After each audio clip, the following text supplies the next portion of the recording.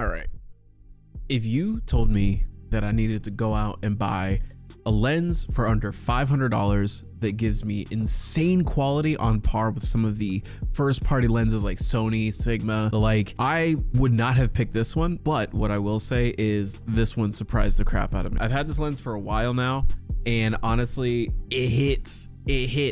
This is my Viltrox 85. Well, this is an 85mm full frame lens, but because I'm using it on an APS-c sensor, it is more of a 127 focal length. But when I tell you this thing is an absolute quality beast, this thing is a quality beast. And I paid $247 for this lens. I got it on a good deal. I think retail cost for this is like 300-ish, give or take, but I got a really good deal on it. This lens is definitely the lens if you're someone who is looking for a great portrait lens that is going to allow you to keep an insane amount of detail, but give you a tight focal length and give you an insanely low f-stop. So what I like about this lens and what I don't like about this lens, that's this video. Let's get on into it. All right, so first things first, let's talk about what you get with this lens. Like I said, this is an 85mm f1.8 lens from Viltrox. It is a full aluminum body, and it also has this insanely amazing knurling for the focus ring, and the focus ring is a thick boy. That's a thick focus ring. You get this amazing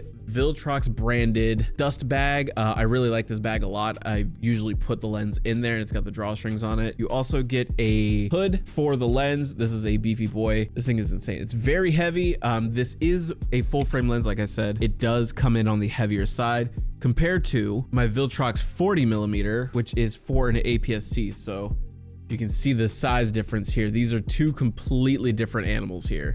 You get a lot of the same stuff with this one that you do with this one. But I mean, when it comes down to brands like Viltrox, Tamron, Sigma, those kinds of brands, compared to the Sony brands, you're not really missing anything in the quality department. Look at these photos here. These photos are insanely sharp, insanely detailed. There aren't really any highlights blown out. There aren't any shadows that are too overexposed or anything like that. The quality here is incredible. So like I was saying, on an APS-C sensor, this is technically a 127mm focal length. For this guy, you do miss out on the field of view because it is punched in on that 1.5 times crop. That being said, I think I like that a little bit better, and once you bump up to a full frame, you will have a slightly wider field of view. But honestly, at the APS-C side, this thing is insane, especially for you portrait photographers out there. The autofocus is insanely quick on this guy. I do think that it is not perfect, as to where it does miss quite a bit, but you getting what you're paying for. This was a $245 lens, give or take. Obviously, mileage may vary. I'm using it on a Sony a6100. This lens balls out above and beyond expectations, especially in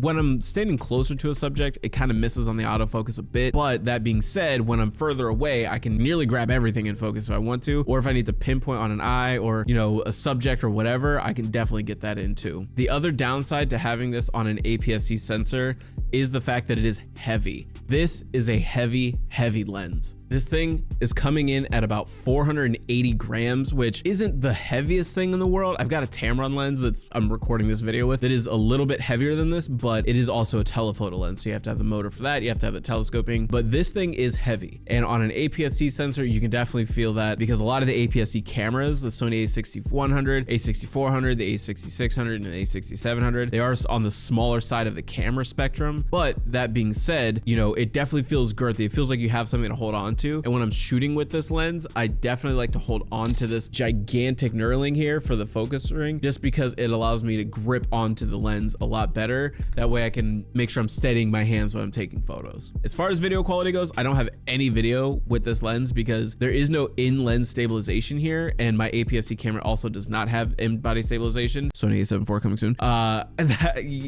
It lacks in the video department. Is the focus fast? Sure. Is the image super sharp? Sure. But without that stabilization, handheld shots are basically unusable at this focal length on an APS-C camera. Really quick, before we go any further, I do want to say that I'm sorry for my voice and my sniffles. Feeling a little bit under the weather today, so bear with me here. We're gonna work through it. One thing that I do really want to point out about this lens that actually was a super clutch positive as far as this lens is concerned is the fact that it has minimal flaring. I have a Tamron 17-70 on my APS-c camera here, and I have lens flares in this thing like crazy. I always have to have the lens hood on it, or I'm gonna have mad sun flares and all that good stuff. But this one, the coating on this glass is insanely smooth. Not a whole lot of lens flaring. Obviously, if I'm pointing sort of directly at a light source, there'll be a little bit of haloing and flaring, but for the most part, it's pretty much non-existent here. I really like this one, and I use this one surprisingly enough for a lot of street photography. I'll take a couple of photos here and show you guys what I'm talking about. I do take this out sometimes when I'm feeling a little bit freaky and I want to capture the moment at a kind of tighter focal length when there's some details that I want to capture.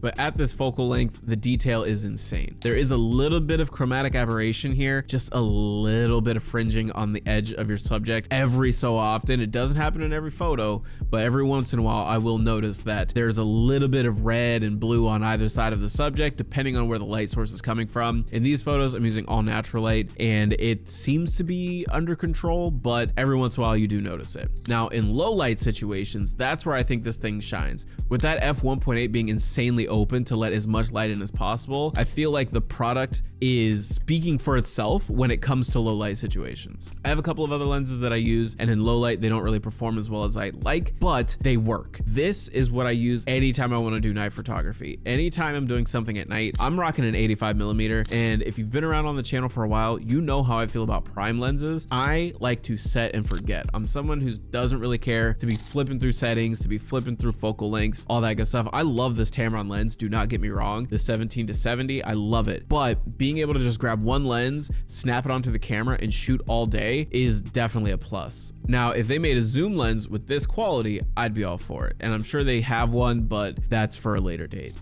Now this lens does come in a couple of variations, so no matter what camera system you're shooting on, whether it be Sony, Nikon, or Fujifilm, there is a Sony E mount, a Fuji X mount, and a Nikon Z mount available for this lens specifically, and I believe that most of Viltrox's lenses do come in those same configurations. So if you don't shoot on a Sony camera, but you want to get something of this quality, you absolutely can. Okay, so some of my final thoughts here on this Viltrox 85mm is the main reason I even wanted to make this video in the first place is because I love the versatility that this lens gives. If you want to get a nice soft image with great lighting, if you have the lighting available to you, you can pull that off. These photos here are a perfect example of getting a very soft image while keeping everything that you want in focus. Or if you want that subject to stand out from the background 1000%, this is also a fantastic lens to be using for portraits, for sports, for anything that is going to require you to separate your subject from the background if that's your artistic style. This is definitely the lens for that. The sharpness is the point with this Viltrox lens here. It is perfectly capable. I just hit my headphones with it.